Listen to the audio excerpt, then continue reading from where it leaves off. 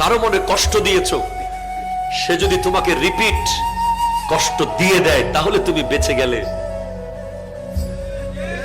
কথা বলেন না। কাউকে জুলুম করেছো, থাপ্পড় মেরেছো অন্যায় ভাবে, সে তোমাকে রিপিট থাপ্পড় দিয়েছে, অনেকটা বেঁচে গেছো তুমি। সে তোমাকে রিপিট লাথি মেরেছে, তুমি বেঁচে গেছো। রিপিট গালি দিয়েছে, তুমি বেঁচে গেছো। কিন্তু সে যদি চুপচাপ চলে যায়,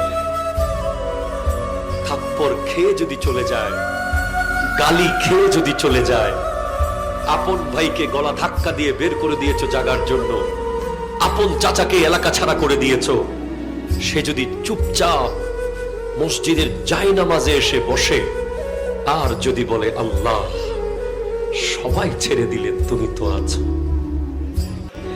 খোদা কি কসম এমন আযাব আসতে পারে, সে যদি তার রিভেঞ্জ নিত, প্রতিশোধ নিত, সে হয়তো আপনাকে মায়ের বদলে মারত, কাটার বদলে কাটতো।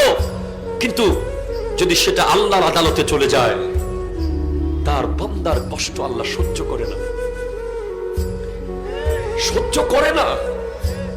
হাদিসে পাকে আছে, রাস্তা থেকে একটা গাছের ঢাল সরিয়ে দিয়েছে। আরে কত গাছের ঢাল পড়ে থাকে রাস্তায়, একটা গাছের ঢাল